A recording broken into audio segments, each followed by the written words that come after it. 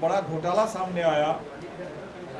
Exit poll के आड़ में देश के गृह मंत्री अदानी के चैनल में एनडीटीवी में जा करके 4 तारीख परिणाम निकलने के बाद शेयर बाजार में जनादेश की आकांक्षा है, भावना है, वो पूरा हो सके। इसी दिशा में हम लोग काम करेंगे।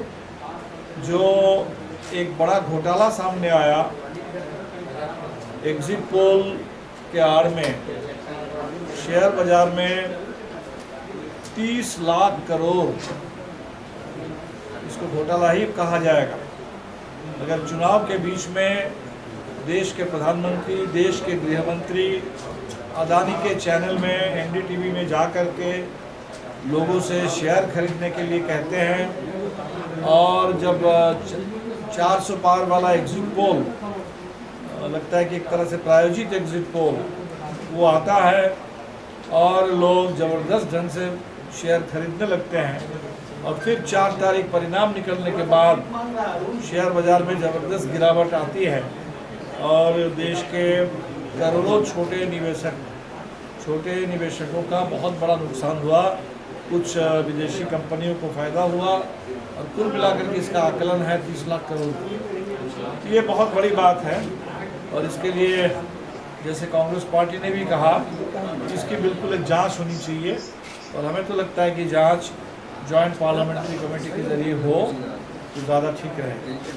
इसी तरह हमने देखा कि उसी दिन समय से पहले नीट का रिज़ल्ट आ गया, और इस रिज़ल्ट को भी लेकर के नौजवानों में भारी सवाल है किस तरह से ये रिज़ल्ट आया। जहाँ पहले 1 या 2 टॉप करते थे, वहाँ कितने सारे कैसे टॉप कर गए। एक ही सेंटर से 5-5, 6-6, 7-7 लोग कैसे एक ही नंबर लेके चले आए। तो इसको भी लेकर के बहुत बड़ा सवाल पूरे देश के नौजवानों में है, और जिसका जवाब नेशनल टेस्टिंग एजेंसी को देना होगा। एक तरह से कह लीजिए शेयर बाजार का घोटाला और छात्रों के भविष्य के साथ एक बहुत बड़ा खिलवाड़, और इसी के साथ सरकार की यात्रा शुरू हो रही है। काफ़ी जानों का नुकसान हुआ है। राजनीतिक कार्यकर्ता, चुनाव कर्मी, पुलिसकर्मी और बहुत सारे लोग।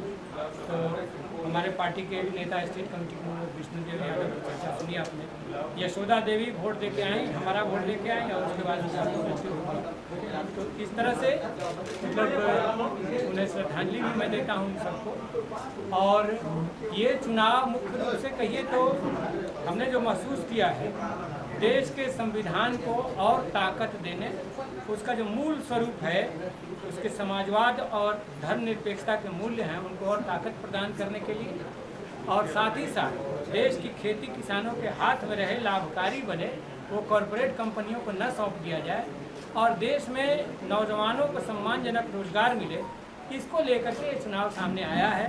जनादेश भी आया है इसी दिशा में। अब जो भी सरकार बने, हम समझते हैं कि उसको इस पर अमल करना चाहिए। एक बात तो ये मुझे करना है।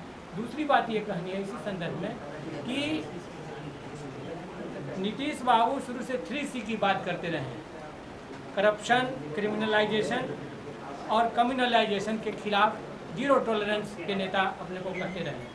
तो हम कहना चाहते हैं कि इस बार उनके परीक्षा की घड़ी है, और हमने अपील की है कि आप हमारा साथ दें, इंडिया गठबंधन का साथ दें। अब भी समय है, और आप जनादेश का सम्मान करें। यह जनादेश इस बात के लिए आया है कि मोदी जी सत्ता से छुट्टी पाएँ। बहुत हद तक उन्होंने देश की अर्थव्यवस्था को डैमेज किया है, काफ़ी उन्होंने देश के सामाजिक ताने बाने को डैमेज किया है।